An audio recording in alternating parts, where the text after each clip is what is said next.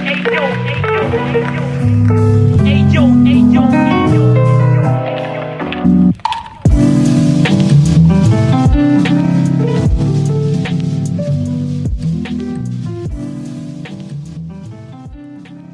project is a no-profit foundation about visual art and photography. If you want to help us, just drop a donation on buymeacoffee.com/BerlinExplorer. Welcome to this 50 minutes of experience. Today I'm with Yudo Kurita. So welcome, Yudo. Thanks for having me. Happy to be here. It's really nice to have you here in this podcast, and you are really an interesting creator, I can say, not only photographer. And today we talk about you, your experience in photography, not only, and also in your Comfort magazine experience. But before of that, I would like to ask you if you can introduce a bit of yourself as a person, as an artist. My name is Yudo Kurita, and I'm a visual artist, for lack of better articulation, but visual artist with a focus in photography. And I recently started a new magazine called Comfort, which I run alongside one of my best friends, Robert LeBlanc, who's also a photographer as well. So kind of juggling between mediums and running Comfort now. So, today I want to talk with you about your main work as a photographer. First of all, I'm really curious about how it's composed, your workflow, in all of the work you do it, because I can say it's not only about fashion photography, but most of your part of the portfolio is really, I think, a soul in experimentation also. And how it's composed, how come up this work, and when did you realize that was the way you wanted to work? Yeah, I mean, as using photography as a medium, I started out doing primarily doing gallery shows, kind of making zines, just like that kind of stuff, like not doing any commercial work. Didn't really understand, was pretty naive in terms of fashion world or how that worked. And also at the time, a lot of my work was much more literal in terms of trying to speak about how I was viewing the world. So I don't know, some of my earlier images, like a photo of a car on fire in front of a church, was a quite literal interpretation of things I viewed in the world. Basically moving into doing, when I was 24, I had my daughter quite in a kind of unexpected fashion, which moved me into being like, oh, I need to have money, because doing the gallery stuff and doing zines was not making any money. People shooting fashion that I actually really loved, like Vivienne Sasson and Julia Hetta, and kind of learning about that kind of stuff and learning about Comme des Garçons and brands like that. And also simultaneously realizing that kind of being a constant state of nihilism was probably not a good mindset for someone raising a child. So kind of doing some self-work and stuff around that also brought me into changing the way I was shooting photos. A lot of the stuff you see now is more based on kind of my emotional internal reaction to the world around me, which luckily can translate into fashion stuff a bit easier. Could be perceived purely as an aesthetical kind of topical thing. But at least for me internally, and I think for some people who see it, maybe can start to see where that's coming from. It's purely, a lot of it is experimentation, like you're saying, and just kind of bringing things that I find interesting in other mediums into photography, essentially, and then trying to play what that looks like and how I use a camera to create these things going on in my head. It's really interesting the work, as I said. I mean, it's not only interesting but also talking about, and this is what I really appreciate to see your images, because they are not only images to sell a product, but they express also a lot of your connection with the model of the subject in general you have in front, and this really, I think it's a main point actually what make differences between a photographer than another, especially in the fashion industry. And I was watching at your commission. For example, I want to just take the first one come up from the website of North Face, and this also focused on the main parts of the ears, of the eyes, of the subject and the hands.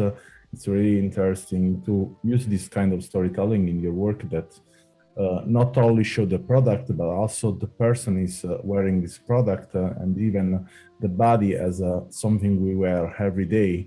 And I think a focus point, it's really important to provide, I think, in the visual part to other people watch our work, we can say. But let's talk about comfort. Do you do also the design part? I mean, you do it also the book design part. Yeah. So all of the with Comfort, all of the layout design is done by me. So all the graphic work and layout. Um, there's a couple stories inside of the first issue that were designed by another friend of mine, Andrew Wren, who is an art director. He did, I believe, two-story layouts inside of it. But besides that, everything else is done by me. And yeah, just trying to get to a space with the magazine that it changes per story, and the graphic work is reflective of that story, rather than having kind of a super uniform graphic language, which I do appreciate that, like somebody who can really set this beautiful uniform and it can flow throughout. But again, coming from a background of doing zines and that kind of thing, I wanted to try and make it feel like it changed per story. There's a bit of things that are uniform in terms of like certain fonts that I've used throughout, but besides that, it's kind of chaos, which is the goal. Yeah. So I'm sure that I will buy a copy if it's available of the issue one, for sure, because I love it, the design. I mean, in this case, I'm a editor of book, and yeah, I really love your work. It's really nice, and Cool. respect in a way the idea I have also of when you buy a magazine has to be full of content, and this content has, in a way, I mean, as not to be a magazine we was used when we were young, it was Yeah. just something you can scroll and then put away, Yeah. but it's much more representative as an object, as a book. We can say with the importance, with the value we give to this magazine, and in a way, it's also an object of art. I can say totally about the first issue that I'm just scrolling now from your website, and. Okay. Uh, what I want to ask you also in base of the experience, how much did you think was difficult in a way the marketing of this magazine? I mean, as I know, it's not an easy issue to sell magazine, to sell book. I mean, it's something we do it here. I do it with Berlin Explorer. And it's not really easy. Even it's much difficult to the organization to get in touch with other photographers, with other creators, to have everything in time. It's really a chaos. It's something probably sometimes you don't get back all of the time you spend, all of the energy you spend in the price you give to the product. Yeah, for sure. And I mean, I think there's a lot of similarities in doing the magazine and doing what you're doing, right? Because The magazine is actually free, so we give it away for free. Same with like your podcast, it's free for people, and creating something that supports a community, but also is inspiring, hopefully, people within the community and people who are, maybe interested and maybe not a part of it yet, but can be inspiring to them. So yeah, it's definitely tricky. I think we were really, really lucky. I think for whatever reason, people were pretty open to contributing to it, which I thought would be much more difficult. Namely, something that kind of woke me up to it was Robert had gotten a hold of Lindsay Addario, who's one of my favorite, if not favorite, photojournalists, who's able to capture such insane situations, but so beautifully, where they can clearly live like in a gallery just as art pieces, but are also actually documentation. When she was willing to give us kind of her life's work as a portfolio piece, it kind of made us both be like, oh, we can probably make this bigger. But process wise,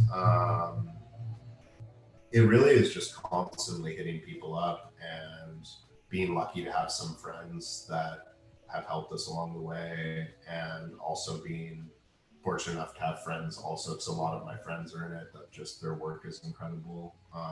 And then yeah, mainly the biggest difficulty is getting funding. And again, pretty lucky that these brands were willing to give us a bit of money, and we were able to raise enough that we could cover printing.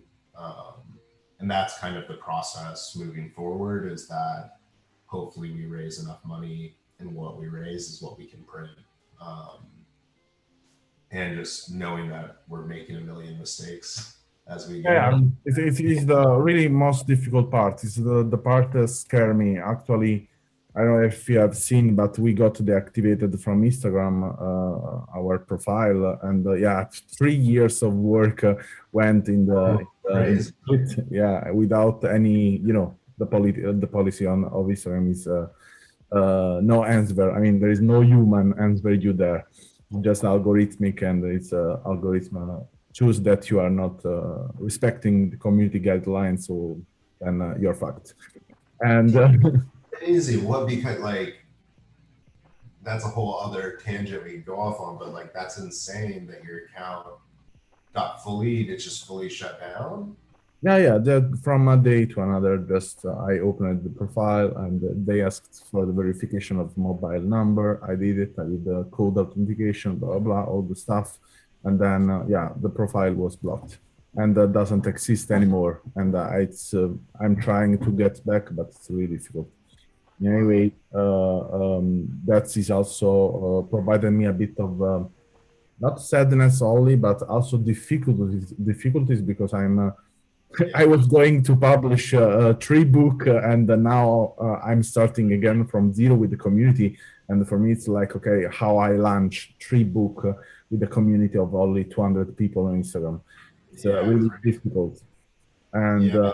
It's, I think that's kind of like living in this time that we're in right now, where we're making, as artists or, creatives or whatever, you're kind of like held yeah, held to paying using these platforms.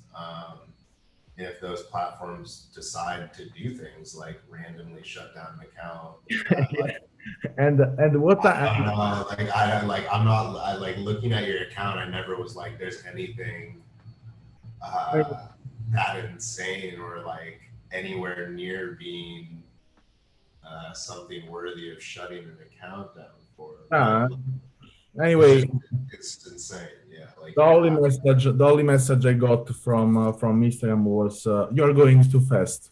This is you are going too fast, and you have to slow down, and that's why they blocked the account. But yeah, anyway, well, um, and why I'm telling you that, I'm telling you that also because yeah, I totally understand that it's really difficult then to let understand the people what is the big work that is behind the magazine. In this case, for example, comfort, I have to say it's in a way the dream of mine to doing a magazine of 500 page almost with a lot of content inside, a lot of interview, a lot of pictures, and I was working on something like that years ago, and Hmm. I'm really happy to see that someone like you did it, and yeah, now also to talk with you about that Yeah, in front, thank you so much. and I mean, I think one thing for anyone trying to do that kind of stuff is I'm very fortunate to have my friend Rob working with me. I'm much more in my head and very critical of myself and my ideas, which makes me not do stuff. And he's very just like, go.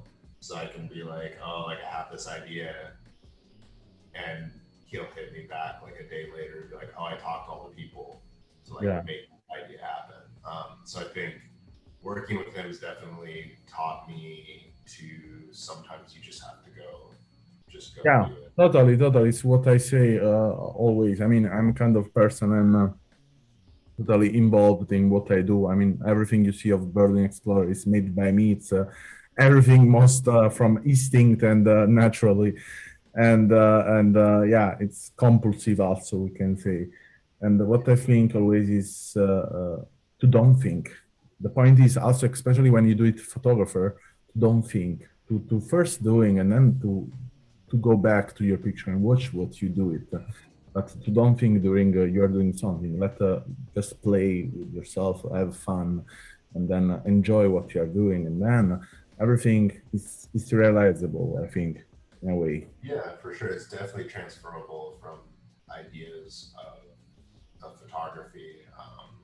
And I think, yeah, I'm always trying to find a line of like my own hyper analytical thought process and just the freedom that comes from photography in not doing that, and trying to have that stuff translate. And I think like I grew up skateboarding, I still skate. It's a very similar mentality, I think, carries over to making images as well, which is a that you're probably going to try a million times and probably fuck up. I Yeah, suck. yeah, totally. I think it is, But also that that you should let that just be a bit more free and go do things, and let things happen. And yeah, I I think think I think it's something is a kind of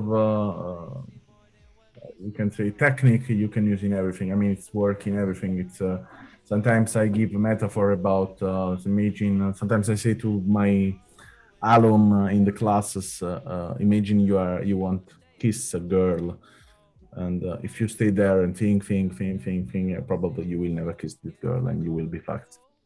And this is the same for everything else.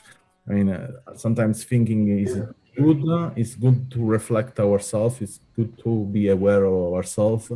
But in the same way, sometimes it's better also to don't think, to don't reflect too much, to just do it, and then to see what happens. Yeah, for sure. I think it's yeah the fine line of too much self awareness becomes an issue. Uh, Self awareness pours over into self consciousness, and then you might have a problem. So yeah, riding that fine line is something that I think whether it's just in life, but also with photography, with anything that I'm doing, is like kind of trying to find a happy medium between those two ways of thought process. So yeah, it's a tricky line to walk, but I think a necessary one. So I want to ask you the last question. Then we our time is already done. But yeah, I want to ask you if there is an experience you didn't do it until now. What is the kind of experience you would like to do in now in the near future? Um, Sorry, one that I haven't, something that I want to do. Yeah. Yeah, probably a lot of things, so many things. Yeah. Um, but yeah, there's a never-ending list of things that I want to do. But I would say probably like between making a film and there was a book that I worked on for 2 years that was a very big project. That at the end of it, there were issues with publishing Yeah. that didn't come out, and that process kind of was pretty painful. But I would like to do another book like that. That I spend a year at the very least, if not more, working on, and that is kind of a combination of photographies, graphic work, paintings, Okay, so this is published something all like at once. it's something like I was also thinking and working on something like combining many different kind of communication inside of just one product, and to combine even the paper, even the structure of a book, a structure of a magazine, so different kind of status. Yeah, yeah, absolutely. Like it just, yeah, and that again, like doing that for 2 years under the impression that someone was publishing it and communicating with them the whole time, and then being like, "Hey, it's done," and they're like, "Oh, yeah, that's like $75,000. We're not gonna pay that." And I'm like, damn, you could have like maybe told me like like a couple of months ago, a year ago. But probably that's like something that I'd really like to try to, as a, I guess in terms of all the things I want to do, maybe a simpler thing that I would like to try and figure out, which I think probably back to So, self-publishing. well, That I will kind of follow. money, I don't know. I will follow you to know when you will come up with this idea, and if you come up with this, Coming in I'm sure that you will come up with 2035. one or two ideas different. I'm sure about that.